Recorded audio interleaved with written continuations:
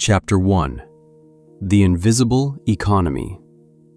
There was a time when power belonged to those who controlled land. Then, it belonged to those who controlled oil. Today, power belongs to those who control attention. Not your money, not your labor, your attention. Because in the 21st century, attention has become the most valuable economic resource on Earth, and most people are giving it away for free. Every major platform you use operates on the same silent principle. If you are not paying for the product, you are the product. This is not a metaphor, it is a business model. In 1971, economist Herbert A. Simon made a statement that feels almost prophetic today. A wealth of information creates a poverty of attention. He understood something fundamental long before smartphones existed. When information becomes abundant, attention becomes scarce, and scarcity creates value.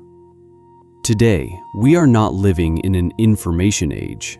We are living in an attention economy. Consider the average American adult. Within minutes of waking up, the first interaction is not with a person, but with a screen.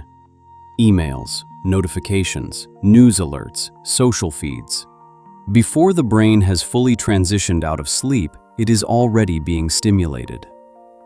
And stimulation triggers engagement. Engagement generates data. Data generates revenue. This is not accidental design. It is engineered. Psychologist Daniel Kahneman described attention as a limited cognitive resource. Your brain does not process everything equally. It allocates attention selectively. And because that capacity is limited, whatever captures it first gains influence. Now think about what modern platforms are competing for. Not your subscription, not your loyalty, your cognitive bandwidth. Every notification competes for it. Every autoplay feature extends it. Every algorithm refines how to capture it more efficiently. Because in digital markets, time spent equals profit earned. Former Google design ethicist Tristan Harris calls modern social platforms attention extraction machines. Extraction. The same word used for mining natural resources. Oil is extracted from the ground, timber is extracted from forests, and now, attention is extracted from human minds. Imagine this. A professional in New York sits down after work intending to watch a single 10-minute video. One recommendation leads to another. Then a related topic appears. Then autoplay activates. 45 minutes later, the original intention is forgotten. This is not a lack of discipline. It is an optimized engagement loop. Platforms analyze billions of behavioral signals to predict what will keep you watching just a little longer. And when multiplied across hundreds of millions of users, those extra minutes become billions of dollars in advertising revenue. The largest companies in the world today are not industrial manufacturers. They are attention brokers. Their primary asset is not machinery. It is human focus. They measure it, monetize it, optimize it, and compete for it aggressively. But here is the deeper consequence. Attention determines perception. Perception shapes belief. Belief influences behavior. If someone controls what you consistently pay attention to, they indirectly influence how you think. This is why the attention economy is not merely commercial, it is psychological and potentially political. We have entered a system where distraction is profitable, where outrage spreads faster than nuance, where emotional intensity outperforms rational depth, not because society suddenly changed, but because emotionally charged content holds attention longer, and attention is revenue. Money can be earned again. Time can sometimes be managed better. But fragmented attention reshapes the brain itself. Shorter focus spans, reduced patience, constant stimulation. So here is the central question. If attention is the most valuable currency of the modern age, Who is accumulating it? And what are they doing with it? Because every scroll, every click, every second of sustained focus is a transaction, and most people don't realize what they're paying. Chapter 2: How your brain became the marketplace. If attention is the new currency, then we need to understand something critical. How exactly is it monetized? Because money doesn't magically appear when you scroll. There is a system behind it, a precise, engineered system. And it is far more sophisticated than most people realize. Let's start with the basic model. You open a free app, you scroll, you engage, you react. Behind the screen, algorithms are measuring everything. How long you pause on a video, where your thumb slows down, what makes you comment, what makes you angry. Every micro-behavior is recorded, not to improve your life, but to predict your next move. Prediction is power, because once a platform can predict what will hold your attention, it can sell that certainty to advertisers. This is called targeted advertising, and it is worth hundreds of billions of dollars annually. You are not paying with money. You are paying with predictability. Psychologist Daniel Kahneman explained that human attention operates in two systems, one fast and emotional, one slow and rational. Social platforms optimize for the fast system, the impulsive system, the reactive system, because emotion spreads faster than logic, and faster reactions mean longer engagement. Now let's talk about dopamine, not the pop psychology version, the neurological one. Dopamine is not just the pleasure chemical, it is the anticipation chemical. It spikes when we expect a reward, not when we receive it. This is why unpredictable rewards are so powerful. Slot machines use this principle, and so does infinite scroll. You never know what the next swipe will reveal. A funny video, a shocking headline, a message from someone you like. The uncertainty keeps the brain searching, and searching keeps you scrolling. Former Google design ethicist Tristan Harris warns that many of these features were intentionally designed to exploit psychological vulnerabilities. Autoplay eliminates stopping cues. Infinite scroll removes natural endpoints. Push notifications create artificial urgency. These are not neutral tools. They are behavioral triggers. In 2014, Facebook conducted what became known as the emotional contagion experiment. Without users knowing, the platform adjusted the emotional tone of news feeds. Some users saw more positive posts, others saw more negative ones. The result? Users' own posts began reflecting the emotional tone they were shown. Emotion was transferable through algorithmic exposure. That means what you see influences how you feel, and how you feel influences what you share. Attention is not just being captured, it is being shaped. YouTube's recommendation engine operates similarly. It does not ask, what is true? It asks, what will keep them watching? Over time, this optimization can push users toward more extreme or emotionally charged content. Because intensity holds attention longer than moderation, and longer watch time equals higher revenue. The system is not ideological, it is economic. This is the uncomfortable reality. The more time you spend outraged, the more profitable you become. The more time you spend anxious, the more ads you see. The more emotionally activated you are, the longer you stay. Calm reflection does not scale. outrage does. Think about a normal evening. You check one news clip. It triggers frustration. The algorithm detects engagement. It serves you another similar clip. Stronger headline, stronger language, stronger emotion.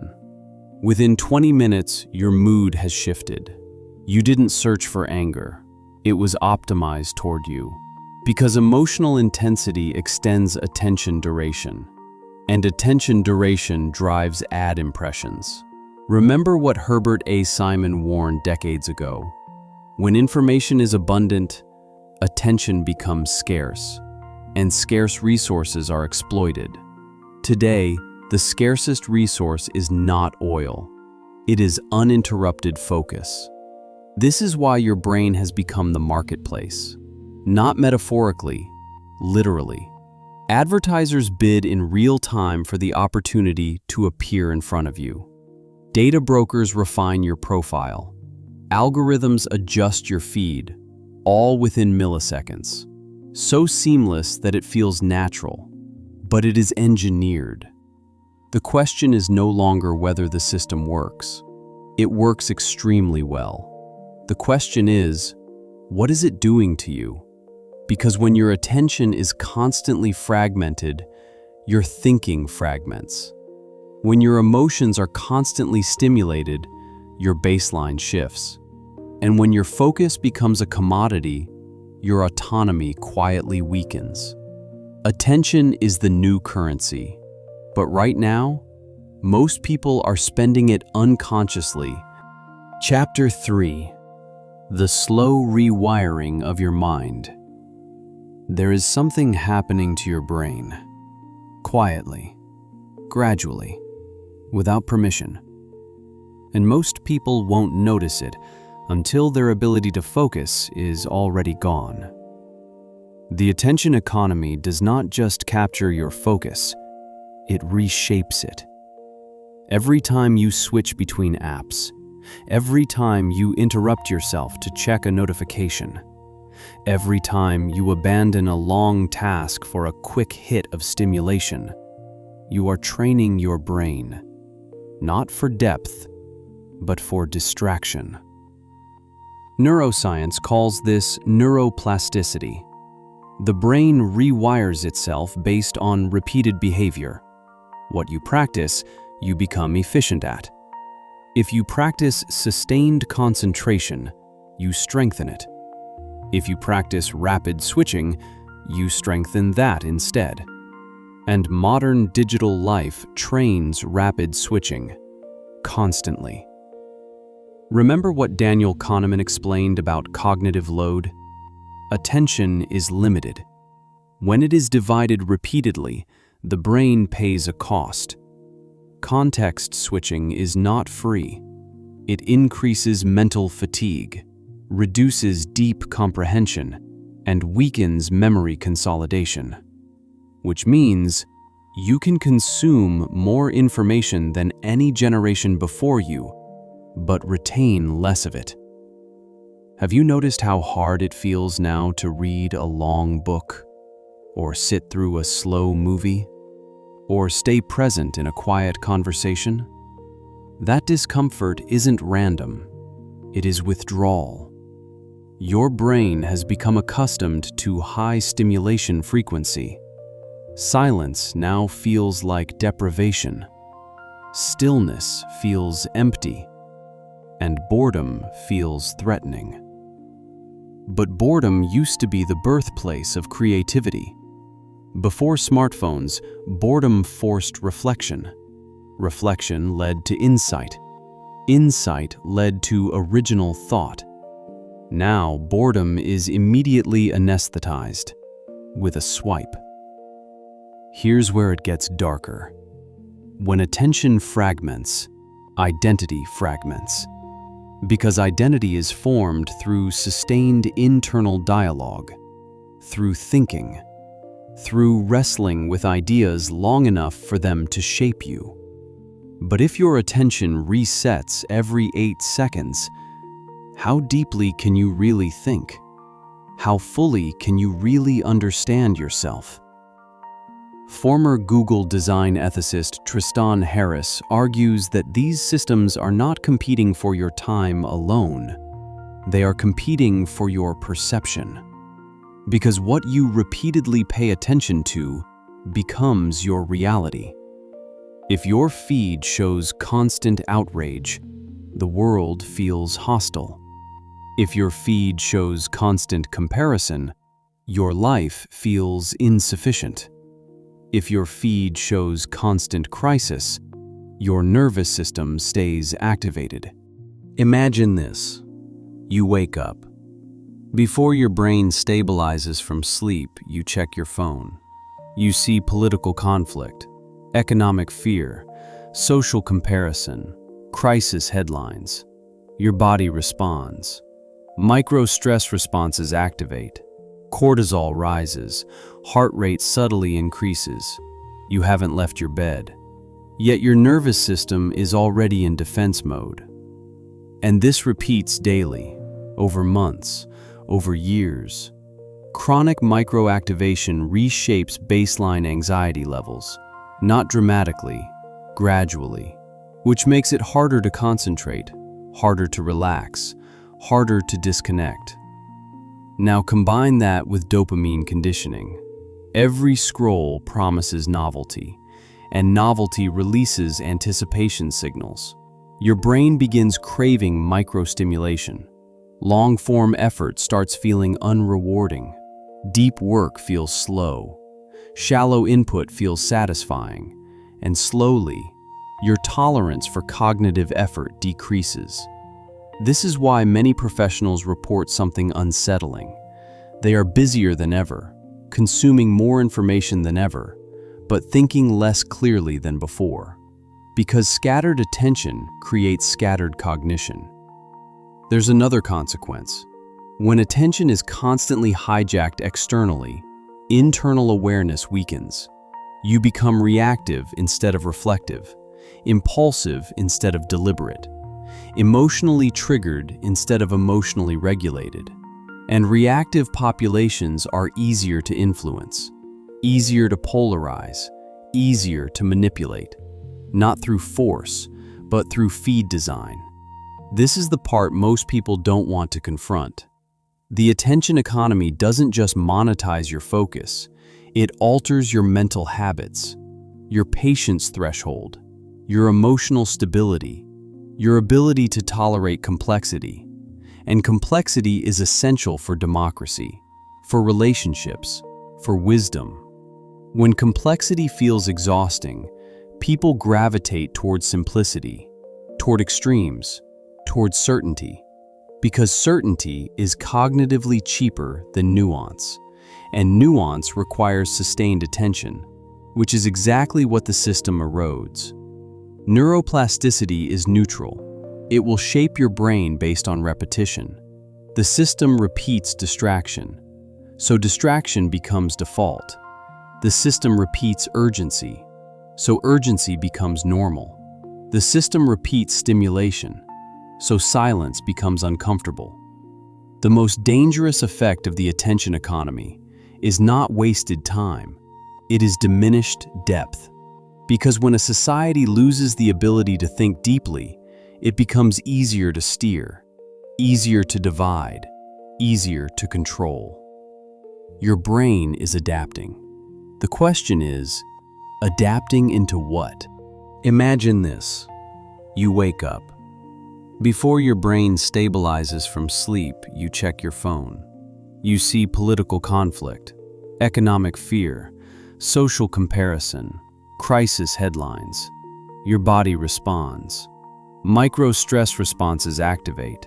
Cortisol rises. Heart rate subtly increases. You haven't left your bed. Yet your nervous system is already in defense mode.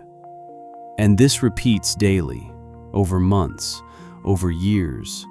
Chronic microactivation reshapes baseline anxiety levels, not dramatically, gradually, which makes it harder to concentrate, harder to relax, harder to disconnect.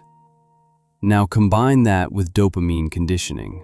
Every scroll promises novelty, and novelty releases anticipation signals. Your brain begins craving microstimulation. Long-form effort starts feeling unrewarding. Deep work feels slow. Shallow input feels satisfying. And slowly, your tolerance for cognitive effort decreases. This is why many professionals report something unsettling. They are busier than ever, consuming more information than ever, but thinking less clearly than before. Because scattered attention creates scattered cognition. There's another consequence. When attention is constantly hijacked externally, internal awareness weakens. You become reactive instead of reflective, impulsive instead of deliberate, emotionally triggered instead of emotionally regulated. And reactive populations are easier to influence, easier to polarize, easier to manipulate, not through force, but through feed design. This is the part most people don't want to confront. The attention economy doesn't just monetize your focus, it alters your mental habits, your patience threshold, your emotional stability, your ability to tolerate complexity. And complexity is essential for democracy, for relationships, for wisdom. When complexity feels exhausting, people gravitate toward simplicity, toward extremes, toward certainty, because certainty is cognitively cheaper than nuance, and nuance requires sustained attention, which is exactly what the system erodes. Neuroplasticity is neutral. It will shape your brain based on repetition. The system repeats distraction, so distraction becomes default. The system repeats urgency, so urgency becomes normal. The system repeats stimulation, so silence becomes uncomfortable. The most dangerous effect of the attention economy is not wasted time, it is diminished depth. Because when a society loses the ability to think deeply, it becomes easier to steer, easier to divide, easier to control. Your brain is adapting. The question is, adapting into what? This is not a conspiracy theory. It is a structural outcome of engagement-based systems. The algorithm does not need political intent. It only needs optimization. But optimization has consequences. Let's consider influence at scale. If millions of users are consistently exposed to emotionally intense narratives, their perception of social norms shifts. People begin believing, everyone thinks this way, everyone is angry, everyone is divided, even when the majority may not be. This is called availability bias. The more frequently you see something, the more common it feels. And the more common it feels, the more real it becomes psychologically. Now combine that with what we discussed earlier: fragmented attention, reduced patience for complexity, decreased tolerance for nuance. When depth weakens, simplified narratives become attractive. Binary thinking becomes comfortable. Us versus them becomes easier to process because it requires less cognitive effort. Remember what Daniel Kahneman described. Fast thinking is automatic, emotional, reactive. Slow thinking is effortful, analytical, deliberate. The attention economy strengthens the fast system and weakens the slow one, which means public discourse becomes more reactive, more impulsive, more polarized. And reactive populations are easier to steer, not through direct orders, but through repeated exposure, repeated framing, repeated emotional stimulation. No one needs to force your opinion. They only need to influence what you repeatedly see. Because repeated exposure shapes belief, and belief shapes behavior. This is what makes the system darker than it appears. It feels like freedom. You choose what to click. You choose what to watch. You choose what to share. But your choices are guided by invisible curation. personalized, optimized, calculated. Advertisers compete in real-time auctions for milliseconds of your attention. Political campaigns study engagement metrics. Media outlets track which headlines trigger more clicks. The incentive structure is aligned toward intensity, not accuracy. Intensity sustains attention. Accuracy does not always. So the question becomes, who benefits from a distracted population? Who benefits from an emotionally reactive population? Who benefits from shortened attention spans? Because when sustained focus declines, long-term thinking declines with it. And long-term thinking is required to question systems, to analyze power, to resist manipulation. The attention economy does not need to silence you. It only needs to overwhelm you. It does not need to control every thought. It only needs to shape the environment in which thoughts are formed. And once the environment is controlled, behavior follows. Attention is the new currency, but in the wrong hands, it becomes leverage. Chapter 5. Reclaiming your mind. If attention is the new currency, then the most radical act in the modern world is choosing where to spend it. Not loudly, not dramatically, quietly, deliberately. The system thrives on unconscious behavior, automatic scrolling, reflexive checking, emotionally triggered reactions. But the moment attention becomes conscious, the system loses efficiency. Because unconscious users are predictable, conscious users are not. Remember what Herbert A. Simon warned. A wealth of information creates a poverty of attention. Scarcity creates value, which means your attention is valuable precisely because it is limited. And anything limited must be protected. Reclaiming attention does not require deleting every app. It requires reclaiming intentionality. Before you open a platform, ask, why am I here? What am I looking for? How long will I stay? This single interruption breaks the autopilot loop. And autopilot is where the system profits most. Psychologist Daniel Kahneman described the power of slow thinking. Deliberate, effortful, analytical. When you intentionally choose focus, you activate the slow system. And slow thinking strengthens over time, just like distractions strengthened before. Neuroplasticity works both ways. The brain that adapted to fragmentation can adapt to depth again.